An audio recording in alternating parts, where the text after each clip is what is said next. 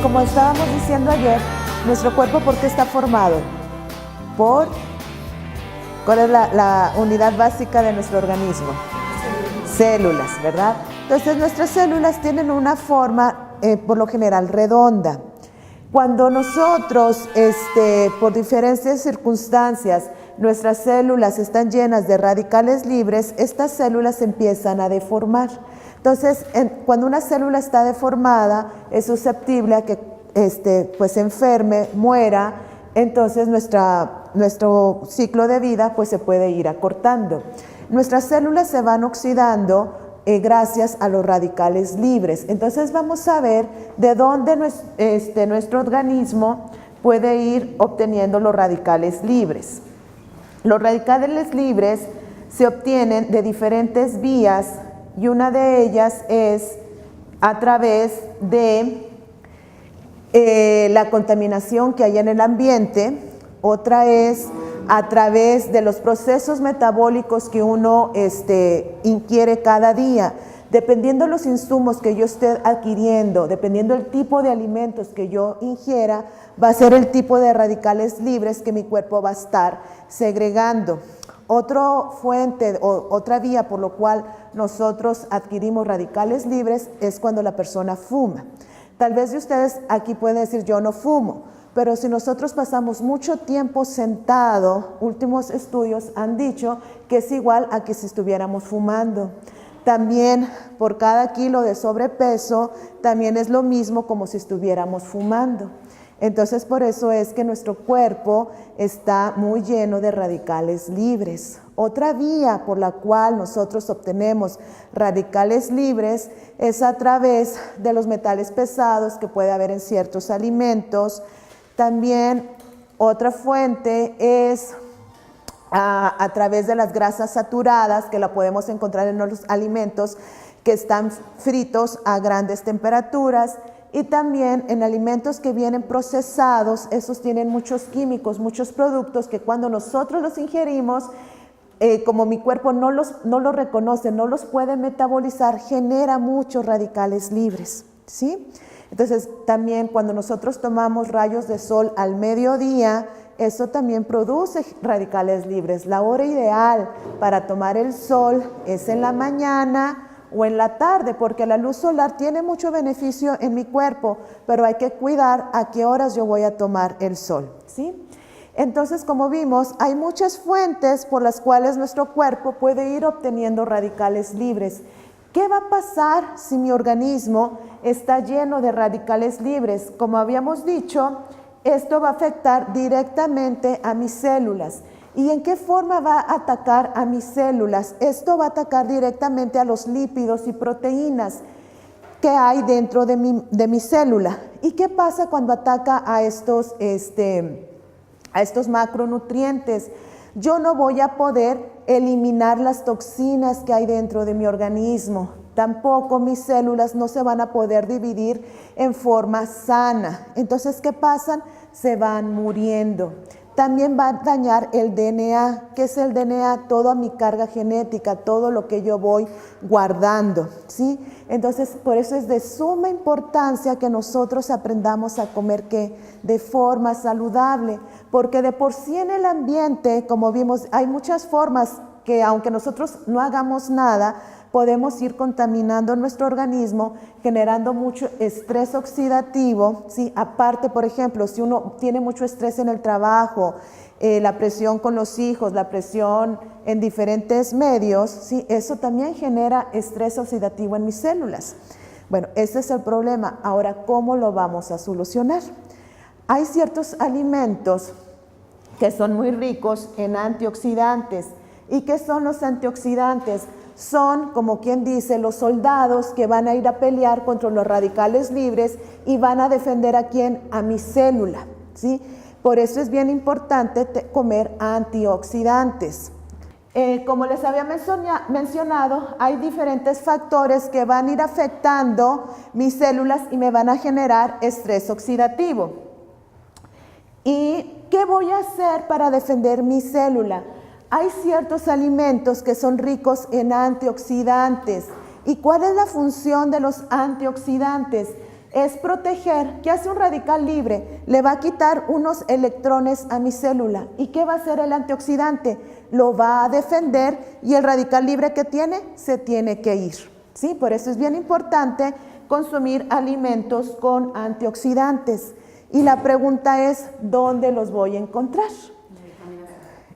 Bueno, pero la vitamina C, ¿dónde se encuentra? Hay muchos antioxidantes y muchos fitoquímicos. ¿Y dónde los encontramos? En las frutas y verduras. Las frutas y las verduras las podemos clasificar en diferentes colores. ¿Y por qué las vamos a clasificar en diferentes colores? Porque dependiendo el color que tenga la fruta y que tenga la verdura, va a ejercer un efecto protector en mi organismo. Por ejemplo, las de color morados, estos me van a ayudar a mi sistema circulatorio. ¿Qué frutas y verduras son de color morado? ¿Algún ejemplo que me puedan dar? Uva,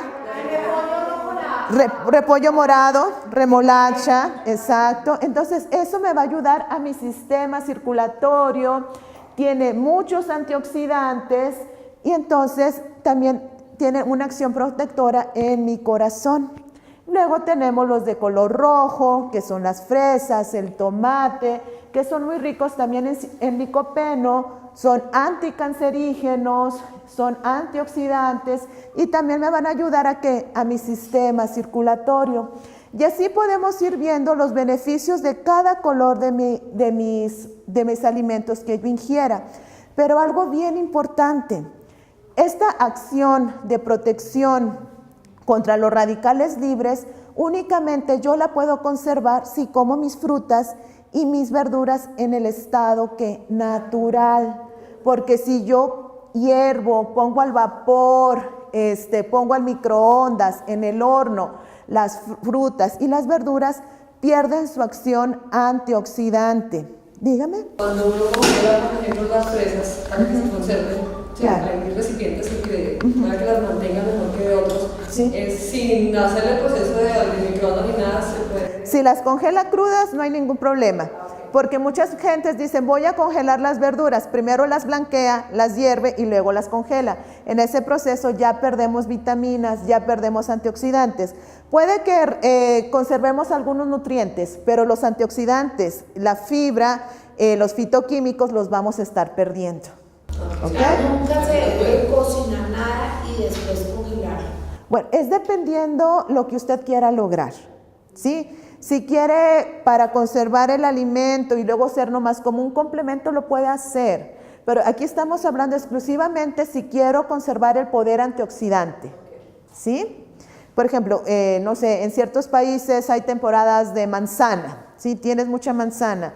Puedes hacer mermeladas, otras las deshidratas, otras las congelas, ¿sí? Pero aquí ahí ya no lo vas a usar tanto como un nutriente, sino como un acompañamiento, como otra función. Entonces, cuando nosotros preparemos un alimento, hay que tener en cuenta qué es lo que yo quiero lograr. ¿Me quiero nutrir? ¿Quiero dar gusto a mi paladar? ¿Qué es lo que yo quiero hacer? ¿Sí? Y una preguntita. ¿Sí? Cuando uno pone las frutas en la licuadora para hacer los jugos, el proceso de batido de las cuchillas, ¿con eso se pierden propiedades o hay algo? Ahorita vamos a ver lo que afecta, que son básicamente las enzimas. ¿Ya? Entonces, ¿qué les parece si vamos rapidito con el tema? Porque todavía tenemos que ir a guisar. Y al último dejamos las preguntas para que yo les pueda dar la información y ya si queda una duda, al final la podemos aclarar o mientras estemos cocinando. Entonces vimos que las frutas y las verduras tienen fitoquímicos, tienen antioxidantes que ¿contra qué me van a defender? Contra los radicales libres. Pero también las frutas y las verduras tienen otro elemento que es bien importante y muy poco conocido, que son las enzimas. ¿Ustedes han oído hablar de ellas? Sí. ¿Sí? ¿Qué son? Cuéntenme, porque yo no me acuerdo. Las enzimas son como sustancias que ayudan a degradar de mejor manera y asimilar de mejor manera lo que uno pueda consumir. Claro. Entonces, por ejemplo, en la boca tenemos la amilasa, que es lo que nos ayuda inicialmente a degradar el alimento y que pase, digamos, más suave al estómago. Perfecto. Ya nos dio la clase. Bueno, las enzimas son sustancias que las vamos a encontrar en las células, tanto de las plantas como en los animales, y también nosotros en nuestras células tenemos muchas enzimas. ¿Y para qué nos sirven las enzimas? Así como nos había explicado, sirven para que nosotros los alimentos que ingiramos realmente los podamos utilizar. Porque yo puedo estar comiendo muy buenas fuentes de proteínas, muy buenas fuentes de carbohidratos, muy buenas fuentes de lípidos, pero si yo no tengo enzimas, esos alimentos yo no los voy a poder asimilar. Aparte de esta función que ayuda a digerir los alimentos, las enzimas también tienen otra función que ayudan a desintoxicar las células, que ayudan a reparar tejidos, ayudan al ataque de virus y bacterias. Entonces, por eso es bien importante que yo tenga enzimas en mi organismo. ¿Y de dónde yo voy a obtener las enzimas? Las frutas, los vegetales, los granos germinados. Aquí yo estoy hablando de un grano germinado, me estoy refiriendo a un trigo germinado, semillas de avena o de centeno germinadas, y también las semillas como nueces, almendras, ¿sí?, remojadas. Esas son muy ricas en enzimas, pero las enzimas tienen una peculiaridad, que son muy sensibles. Si yo las pongo a cocer más de 35 grados centígrados, el poder enzimático se va a morir. ¿Qué quiere decir? Si yo como, por ejemplo, un brócoli que es rico en antioxidantes, rico en fitoquímicos y rico en enzimas, si yo lo hiervo o lo pongo al vapor, ahí él ya está superando los 35 grados centígrados. ¿Y qué va a pasar con esos nutrientes? Se pierden, se mueren. Entonces yo estoy obteniendo otros beneficios del brócoli, pero las enzimas, la fibra, los fitoquímicos, los antioxidantes, los perdí. ¿Sí? Entonces por eso hay que tener mucho cuidado cómo vamos nosotros a utilizar las enzimas. Bueno, hay que recordar que nosotros, ¿sí?, vivimos no a razón de lo que comemos, sino realmente cómo utilizamos lo que yo estoy comiendo. Si realmente lo que yo estoy ingiriendo, mi cuerpo lo está realmente asimilando, ¿sí? Esa es la diferencia entre alimentarme y nutrirme, ¿sí? También hay que recordar que las enzimas yo las puedo obtener de dos fuentes. Una fuente es exógena, que viene de fuera. ¿De dónde yo la voy a obtener fuera de mi organismo? A través, habíamos dicho, ¿de qué?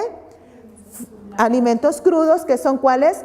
Frutas y verduras, ¿sí? Y también las semillas que están activadas. Y también mi cuerpo, como son tan necesarias las enzimas, mi cuerpo las va a producir. Esas se les llama que son enzimas endógenas. ¿Quién las va a producir? Las produce el páncreas, ¿sí? El páncreas es el gran encargado de producir enzimas en mi organismo. Hay un sinfín de enzimas en mi organismo y tienen diferentes funciones.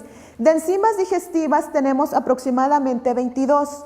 Pero las tres principales son la proteasa, que va a ayudar a que yo pueda realmente digerir, asimilar las proteínas, la lipasa, que va a actuar sobre los lípidos, y la amilasa, que va a actuar sobre ¿qué? Sobre los carbohidratos. Como había mencionado ella, dentro de nuestra saliva tenemos la amilasa salival. Por eso es bien importante que cuando nosotros ingerimos los alimentos, los mastiquemos muy bien. ¿Por qué? Porque yo al estar masticando el alimento que viene en forma sólida, por lo general, se va a ir mezclando con mi saliva. Y mi saliva está rica en amilasa salival y ahí se van a empezar a romper químicamente los carbohidratos. Imagínense si yo como a las carreras y le doy un bocado y casi me lo trago, ese carbohidrato ni va a estar digerido mecánicamente, que es a través de morder el alimento, ni químicamente, que es cuando se mezcla con la amilasa. Entonces va a ser muy pesado para mi estómago empezar a digerir ese alimento. Entonces, ¿qué estamos haciendo? Estoy recargando el trabajo a mi estómago. Por eso es la importancia de masticar muy bien los alimentos. El doctor Howell, que es el pionero que empezó a investigar todo este asunto de las enzimas, estamos hablando del siglo pasado, él hizo muchos estudios acerca de cómo las enzimas afectan a nuestro cuerpo o bien lo benefician. Y él hizo un estudio que si las personas comían mucho alimento cocido, que el alimento cocido estoy refiriéndome a frutas y verduras, ¿sí? Porque hay ciertos alimentos que tenemos que cocinarlos, como son las leguminosas, algunos cereales, etc. Entonces él hizo un experimento y a unas personas les dio puros alimentos cocidos. ¿Y qué pasó? Él se dio cuenta que aquí en mi intestino, esos alimentos tardaban mucho tiempo en pasar. Generalmente una digestión tarda 24 a 72 horas, es lo ideal, ¿sí?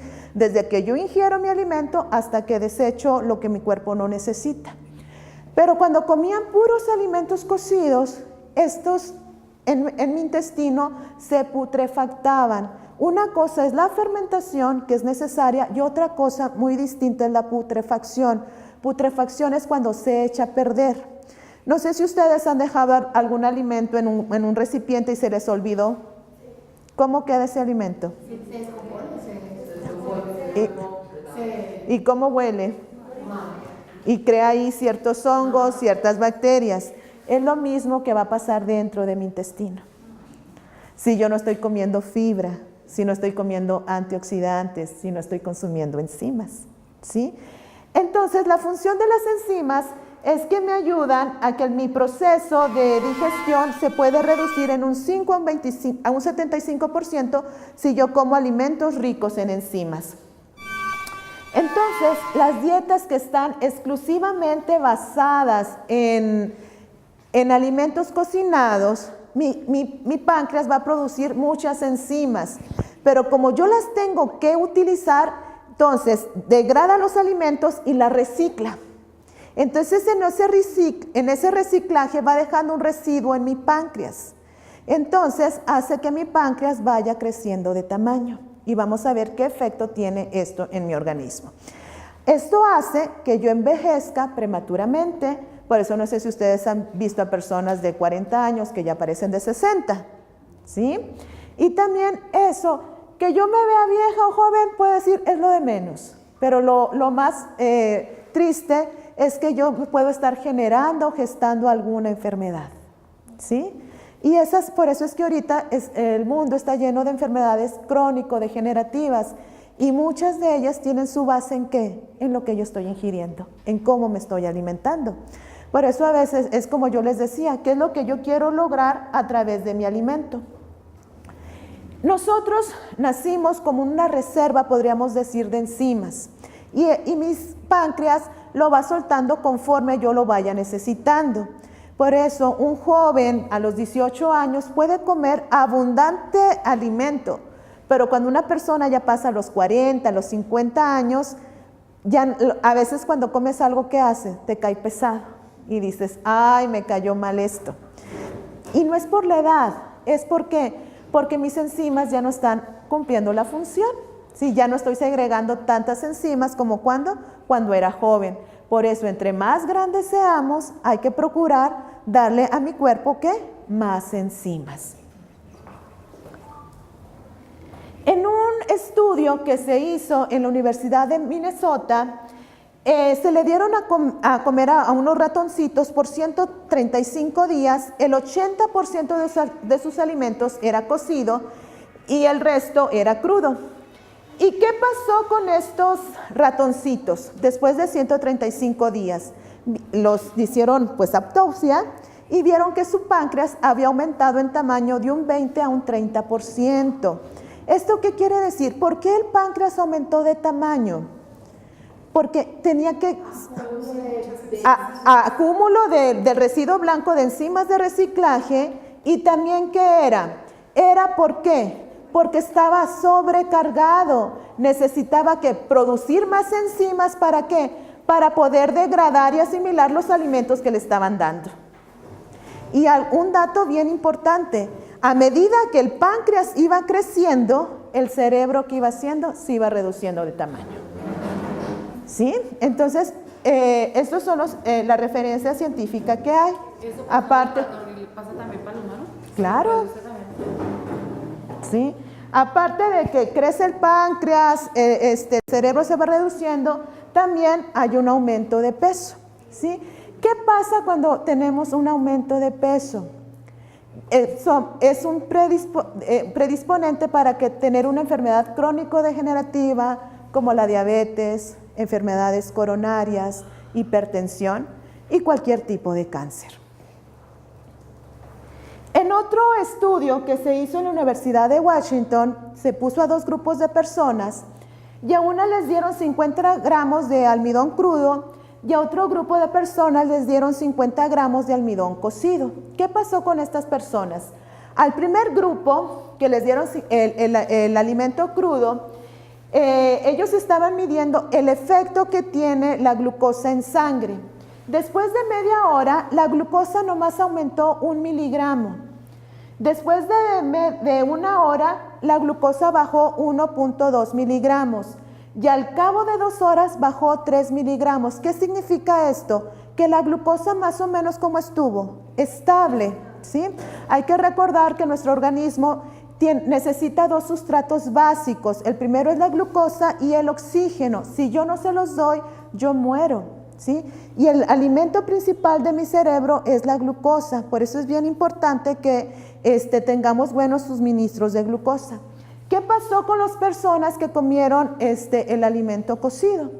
La glucosa después de media hora se disparó a 56 miligramos, o sea, bien alta la glucosa. Pero al cabo de 1 hora, esa glucosa descendió en 51 miligramos. Y después de 2 horas volvió a descender 11 miligramos. Entonces, suponiendo que las personas de este estudio tuvieran 100 gramos de glucosa cuando iniciaron, el primero se aumentó 1, quería 101, luego bajó otra vez a 100 y al final, por decir, quedó en 98 gramos de glucosa. Esta persona, sí que tenía igual 100, le subió la glucosa a 156, luego le bajó por decir, a 105 y luego volvió a bajar, por decir, como a 80 y tantos. ¿Qué pasa con estos cambios tan bruscos en mi cuerpo? Van degenerando y dañando mis venas, mis células, ¿sí? ¿Y qué pasa después de 2 horas que yo ingerí un alimento rico en glucosa? ¿Cómo me siento? Me siento cansado, débil. Entonces, ¿qué me pide mi cuerpo? Dame más azúcar. ¿Por qué? Porque descendió bastante. Si yo tenía 100 y yo le estoy dando una glucosa de rápida digestión, bajó hasta, por decir, como 80 y tantos, ¿sí? Entonces, por eso hay que tener mucho cuidado en qué tipo de alimentos yo estoy ingiriendo, ¿sí? Para no tener estos cambios bruscos de glucosa. Algunos síntomas, ¿cómo yo puedo saber si realmente tengo las enzimas necesarias para poder digerir mis proteínas, mis carbohidratos, mis lípidos? Si yo no tengo suficiente proteasa, que es la enzima que va a digerir principalmente ¿qué? Las proteínas, mi cuerpo puede presentar ciertas situaciones como pueden ser dolor en las articulaciones, artritis. También presenta, los huesos se van debilitando y a la larga puedo tener ¿qué? Osteoporosis. También hay hinchazón abdominal, como proteínas y como, ¿qué pasa conmigo? Me distiendo, ¿sí? Cuando como porotos, lentejas, frijoles, ¿cómo y qué hago? Me inflo. ¿Por qué? Porque mi proteasa no está funcionando adecuadamente, o lo mejor dicho, no le estoy dando proteasa a mi organismo. Otra característica es que puedo tener colon irritable, colon distendido, hay insomnio, el síndrome premenstrual. Estas son algunas características que me pueden dar pequeños índices de que yo tal vez no estoy comiendo suficientes enzimas. Otra característica, si yo no estoy consumiendo suficiente amilasa o no la estoy utilizando adecuadamente, mi boca, mi piel, mis ojos van a estar muy resecos. Hay resequedad. También otra característica es que hay mala circulación en mi organismo. Mis manos siempre y mis pies van a estar como frías. Otra característica es siempre que me voy a estar cansada, aunque duerma, aunque coma adecuadamente, me voy a estar así con una fatiga crónica. También hay infecciones recurrentes, también hay presión alta y puedo estar de mal humor. A veces uno está enojado y no sabe ni por qué, pero puede ser por una deficiencia alimentaria.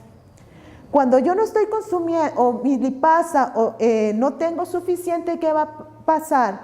Se traduce rápidamente en una obesidad, en una diabetes, hay también distensión abdominal, hay dolor muscular, diarrea, cistitis, que es ardor cuando orinamos, y también hay un aumento ¿de qué? De residuos tóxicos en mi organismo. Y en forma general, podríamos decir que la falta de enzimas en mi organismo va a dar como resultado alergias crónicas. Empieza la primavera y empiezo con una alergia, o no puedo comer ciertos alimentos. También hay intestino irritable, fatiga crónica, cada rato me estoy resfriando y también mi sistema inmunológico va a estar comprometido. ¿Y todo esto es por qué? Porque no estoy comiendo suficientes enzimas. En un estudio que se hizo, exclusivamente estamos hablando de frutas y verduras. Si yo como el 5% nada más de mi ingesta de frutas y verduras, que en el plato del Quiero Vivir Sano, ¿cuánto es? Es la mitad de mi plato, ¿verdad? Sí, estamos hablando nada más de esa mitad del plato, lo que abarca frutas y verduras. Si de esa mitad yo la consumo toda cocida, nada más voy a asimilar de enzimas el 0.03. Si yo quiero asimilar todo el porcentaje que tienen las frutas y las verduras en contenido enzimático, tengo que consumir el 75% de mis frutas y verduras en forma cruda y un 25% ¿en qué? En forma cocida. Y así yo voy a asimilar todo el porcentaje de enzimas que ellas tienen. Pero si yo quiero asimilar un 30% del contenido enzimático, ¿qué cantidad de mi comida debo de comer cruda? 100. Pero aquí estoy hablando exclusivamente de ¿qué? Frutas y verduras. ¿Qué va a ir cocinado? Mis proteínas de origen vegetal, mis cereales. ¿Sí? ¿Estamos ahí todos de acuerdo? Sí. Bueno, continuamos. Hay que recordar que nuestro alimento, ¿qué debe de ser? Nuestra medicina. No esperemos a que nosotros nos enfermamos y tengamos que ir al médico y tomar algún analgésico, algún antiviral para curarnos. Nosotros deberíamos de usar los alimentos como nuestra medicina para prevenir cualquier enfermedad en un futuro. También una muy buena fuente de contenido enzimático lo encontramos en los germinados. Cuando uno germina las semillas, estos aumentan su contenido enzimático en un factor de un 3 a un 6%.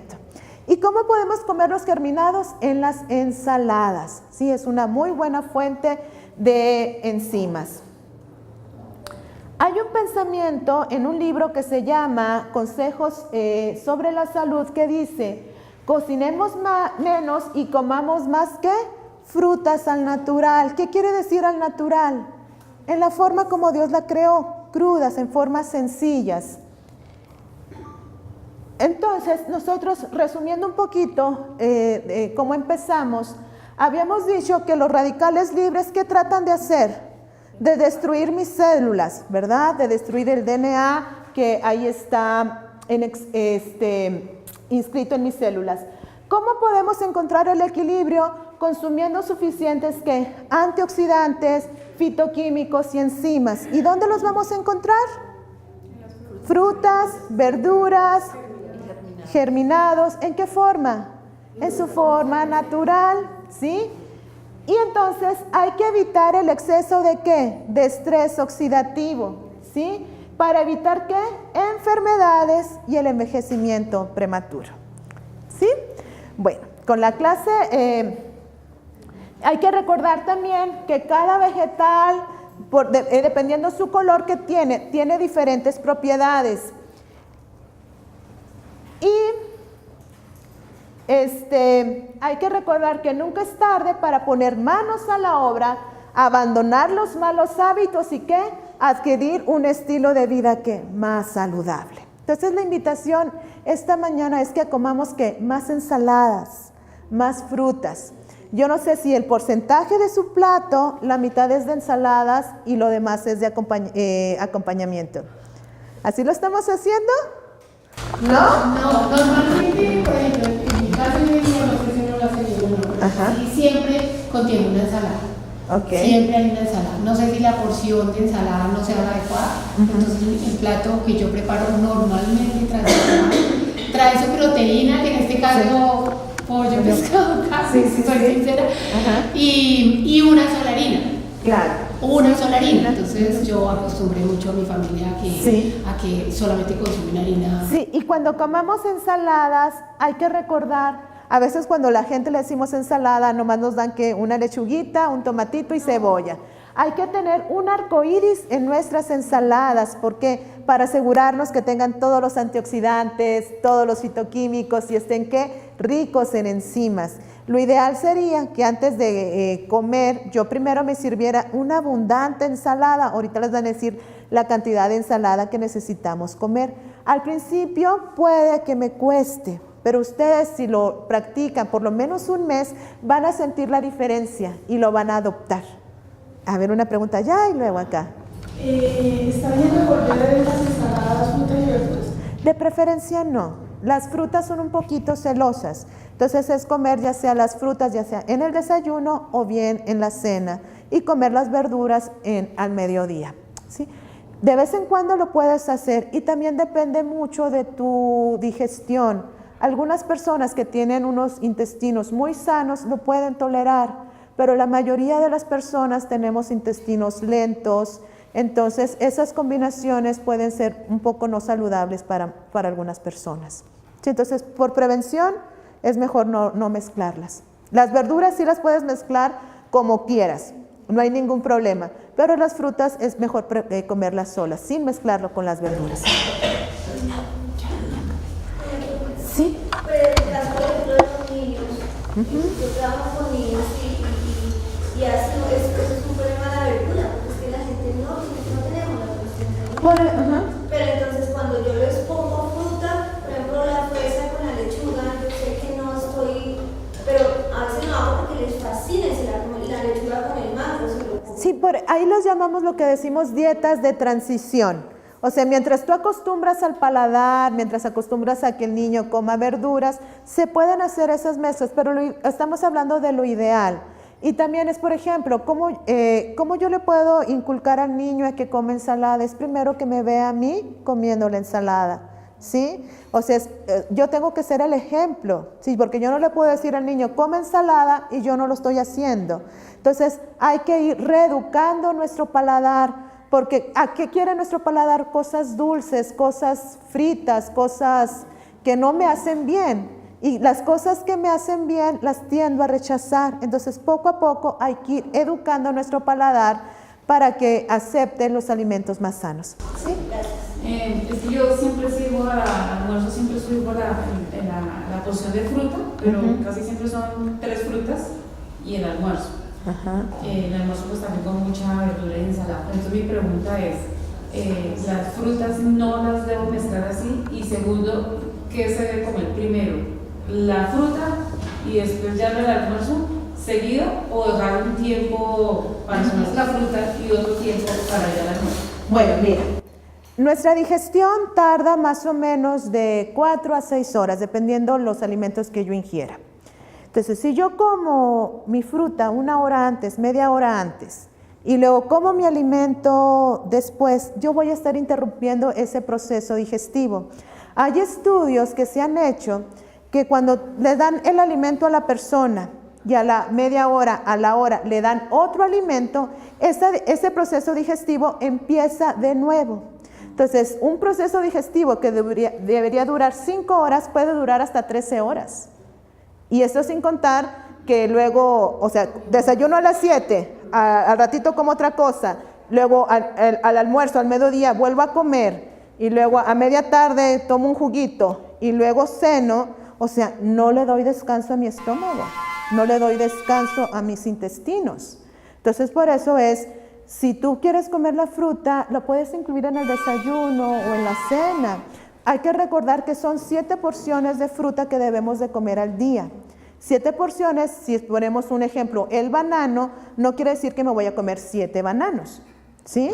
¿Son cuántos? 3 y medio. Entonces yo hago cuentas de 5. Entonces yo hago cuentas de que la ensalada van 3 frutas, hace jugo, y la ensalada que siempre la hago pues muy colorida pues para que la lo vean más. Y en el desayuno no estás comiendo un batido verde. ¿Ya? Sí, entonces podrías adoptar poner las frutas en la mañana o bien en la tarde. Entonces en el almuerzo no. Pues, o sea, es que mira, es cada quien decide. O sea, la recomendación es no mezclar frutas con verduras, pero si tú lo quieres hacer, pues adelante, ¿verdad? O sea, si a ti te cae bien, no tienes problemas de distensión, de asimilación, pues sigue, o sea, porque tienes unos intestinos sanos, entonces no hay problema para ti. ¿Ya? Permíteme, la señora tenía una pregunta. ¿Qué sugerencia o consejo me puedes dar? Tengo un hijo adolescente que es altamente deportista. Y tengo el problema de que desayuna a las 7, a las 9 tengo hambre, a las 11 tengo hambre, y puede que coma lo que sea una fruta o sea una avena, lo que yo le dé. Está comiendo, pero entonces yo digo, en este caso esa es una excepción porque él es un deportista que su cuerpo, su metabolismo es más rápido, entonces no voy a tener... Claro, aquí hay que cuidar las calorías que él necesita, ¿sí? Entonces es que sí procure comer desayunos más densos, también en su almuerzo que sea, o sea, las calorías necesarias, ¿sí? Hay deportistas de alto rendimiento que después de quemar 2.000, 3.000 calorías, pues sí tienen que reparar esa energía perdida para que no se comprometan los músculos. De hecho, anoche en la conferencia llegó una persona que es un atleta de alto rendimiento y él me decía, yo en un entrenamiento gasto de 3.000 a 4.000 calorías. O sea, lo que uno gasta, yo creo que en un mes, él lo gasta en una hora. Y me dice, ¿sabes qué? Porque ayer hablamos acerca del ayuno intermitente y me dice, ¿sabes qué? Mi entrenador me está recomendando que haga el ayuno intermitente. ¿Qué es ayuno intermitente? Comer nomás 2 veces al día. Entonces, hay atletas de alto rendimiento que pueden sostenerse muy bien con dietas vegetarianas, nomás que tienen que ser equilibradas. Ahí sí sería una recomendación muy específica para ver el tipo de ejercicio que está haciendo, las calorías que está consumiendo y las que él necesita ingerir. Entonces, en esos casos, sí, después de un entrenamiento, pues sí hay que reparar las calorías, entonces sí se puede comer más, en casos muy especiales. Bueno, de tiempo ya...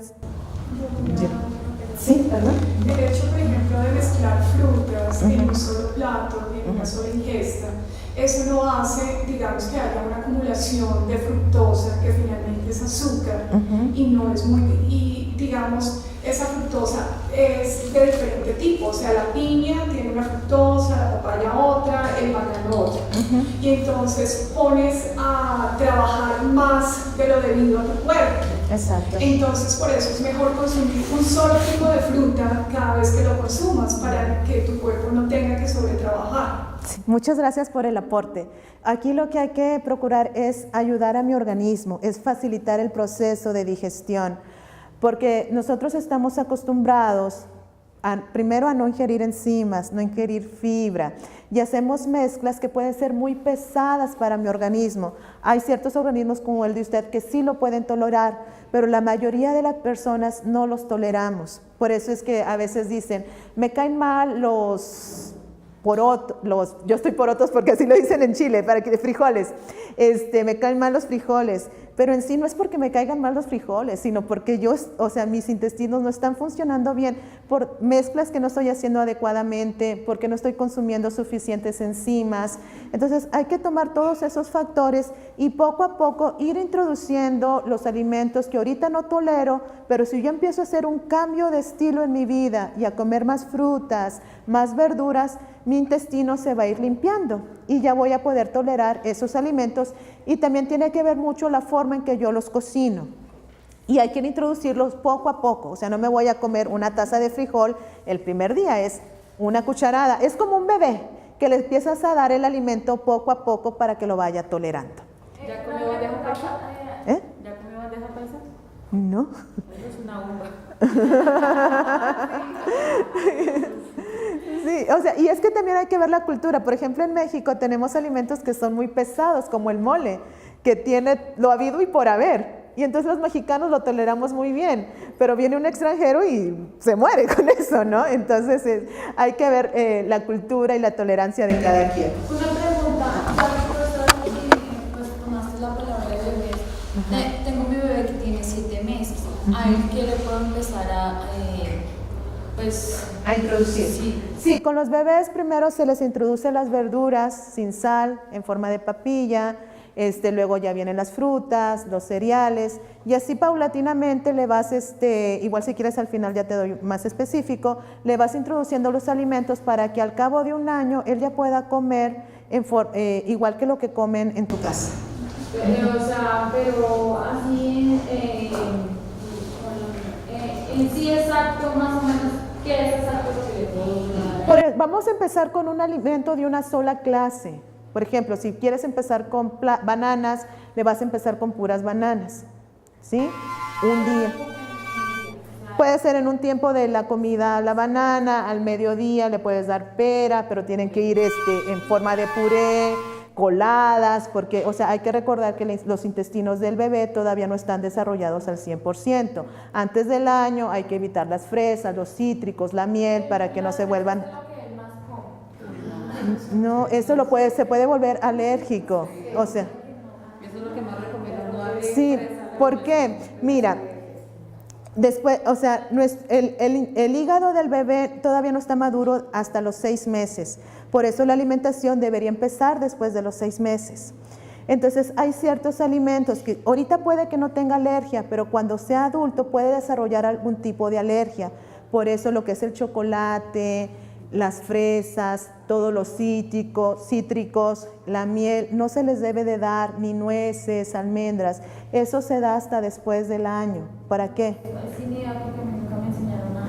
Pero no es tarde, o sea, tampoco tú te sientas mal de que yo no sabía. Ahorita ya lo sabes, entonces espérate ya unos meses para volver a introducir de nuevo las fresas. El cambio de la fresa ya no le da unas fresas, sino de espera, Aquí en Colombia tienen un